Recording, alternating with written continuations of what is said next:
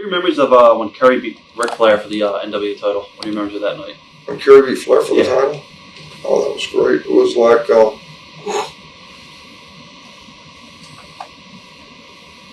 well, you know, one of us were going to get the title, and I really didn't ever think that we'd been accepted by that Carolina bunch out there, you know, and so I really couldn't believe it. I knew that if we got the belt, it wouldn't be long.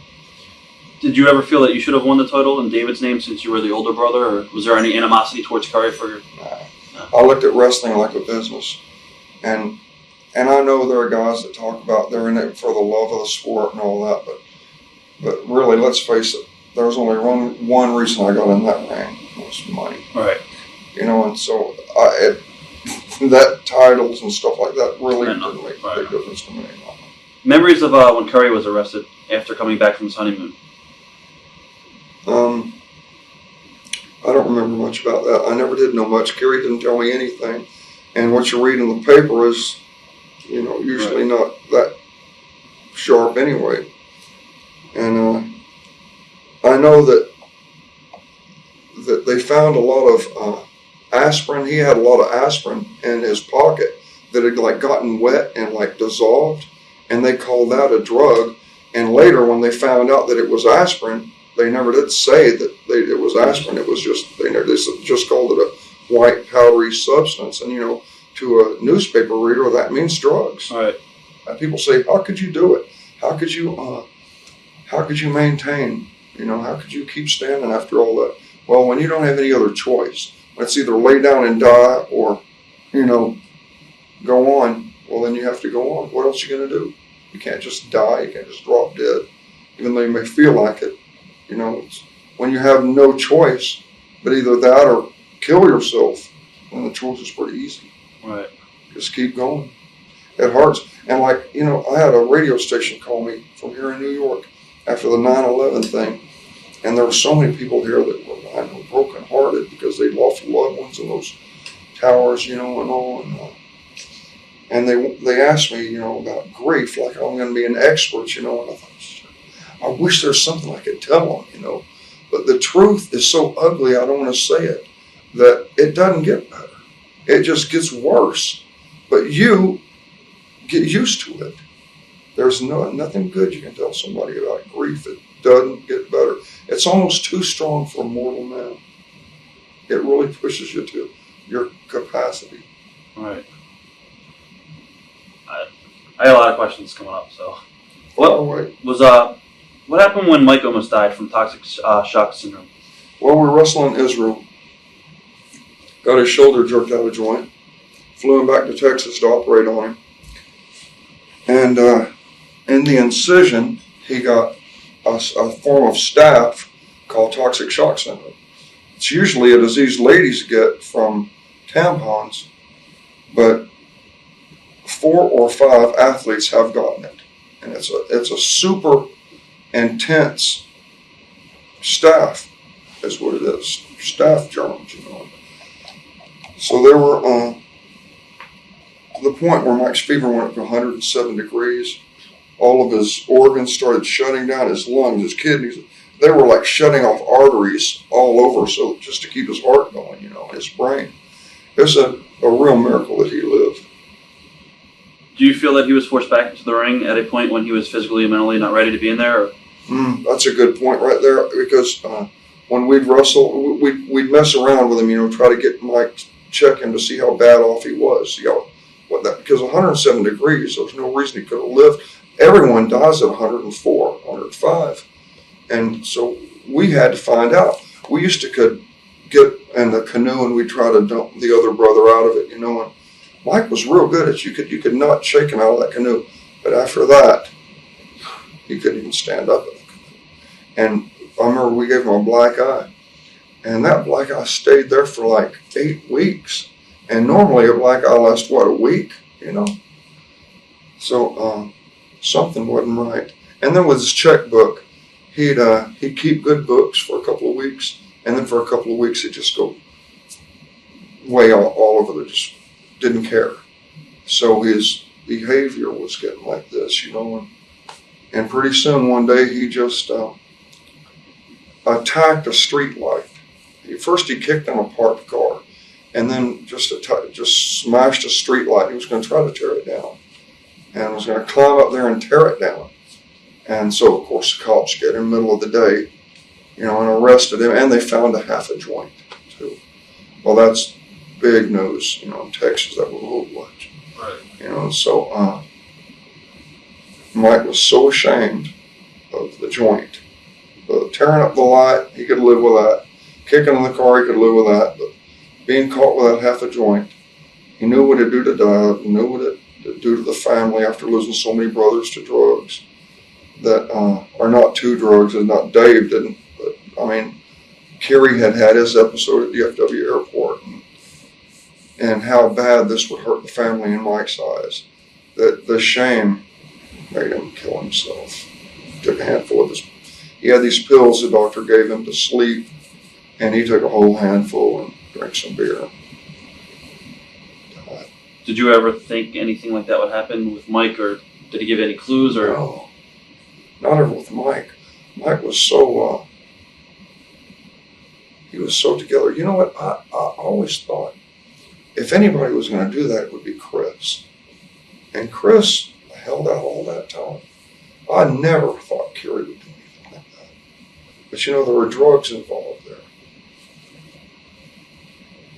And Kerry was so ashamed of himself.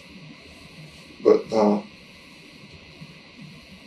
the drugs there, I heard that thing Chris Adams said. That wasn't accurate at all, what he said. Chris, I don't blame him for being mad at Kerry, Chris's wife and all of that. But Kerry, shot himself. I couldn't believe he did it, really. But you know what? Kerry called me before that and said, I'm going to kill myself. I said, Kerry, don't do it. Don't. Whatever you do, don't do that. And so I said, man, Kerry, you'll strangle on your own blood. He said, I'm just going to get the shotgun, make it look like I was going through a barbed wire fence and have it pull the trigger. And I said, no, you'll just strangle on your blood for hours, Kerry. It's a terrible way to die. He said, Kevin, I'm not scared of pain. And I said, and then I realized, of course he's not. So I said, Kerry, listen, if you do that, your little girls will not have a daddy. And I played on that. And I talked him out of it. I knew I had him talked out of it. Well, it's about 6 hours later, the phone rings. Kerry killed himself. So I didn't talk him out of it. But I was sure I did. What did you think the reasons were that he killed himself?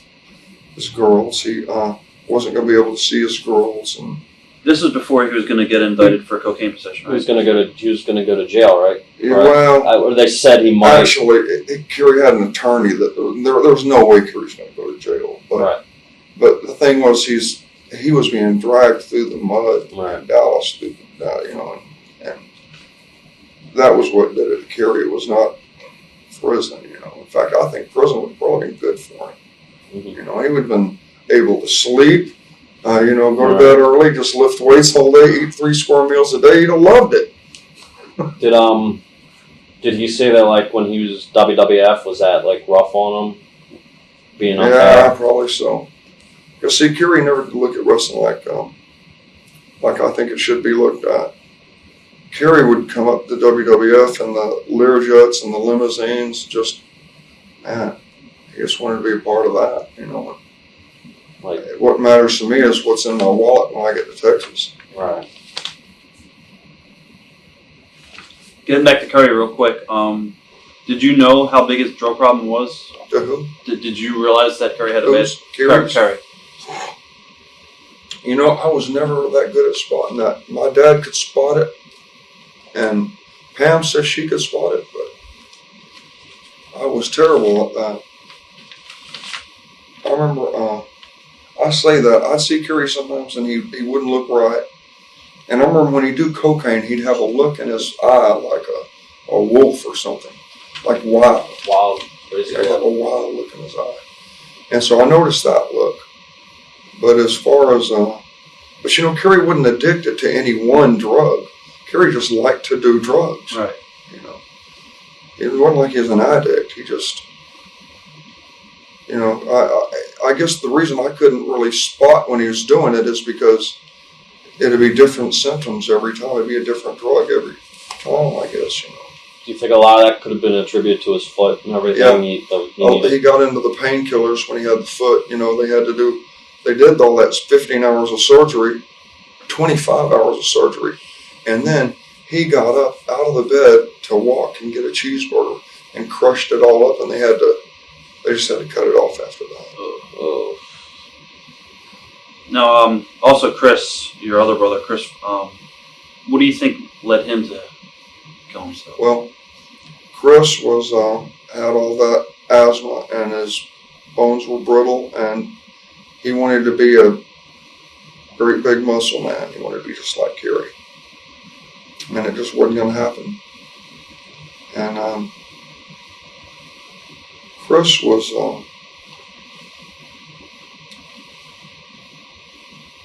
Chris and Carrie the closest? They were not disciplined. Was Chris and Carrie, weren't they like close? I heard they were the close. Didn't he? Because when Mike and Chris were real Chris close. Me, Dave, and Carrie were pretty much like super close. Mm-hmm. But Mike and Chris grew up when we all had scholarships and playing ball, you know. Or Carrie's in track and Dave and I were playing ball. And so we really didn't have time to be the big brother to Mike and Chris that we should have. You were on the road. Yeah. If you were to change anything that you've done in the past, what would you do differently? Change anything I've done in the past? Yeah, I can think of a few. I was strong on Carrie about some things, but maybe I wasn't strong enough. I wish I could have been a better influence sometimes, you know. I wish I could do that over. Instead of, you know, there's no compromise with what's right and what's wrong. There's what's right and there's what's wrong, and there's no gray area. It seems like this world is good and evil, and everything falls under one of them. You're either doing the right thing or the wrong thing, and there's no such thing as compromising. And like with Carrie, I would want to agree with him, like, yes, there is a compromise. Yes, we found it. But there's not a compromise. There's good and there's bad. There's right and wrong. So I guess I wish I'd have been a better big brother. Carrie. I guess that's one word, really. I think I kept my word. I did the right thing. I went with my heart and did what I thought was right everywhere along the way. I don't think I've done anyone wrong in this business. I don't think I do anything different, except be a better big brother for Carrie. And if I'd have known all this crap would have happened, you know, I'd have been on it, but I never thought he'd kill himself. Drugs, that's what drugs will do for you. There is no one on this earth that drugs have ever done anything good for. And I know there are people that are watching that think they've probably got it all figured out and that they've moderation. Now I'm just going to do all that, you know, but I'll tell you, you're fooling yourself and you'll pay one day when they put your pine box in the ground. Because junkies don't get old. It's a fact. That's what I learned. So that's heavy.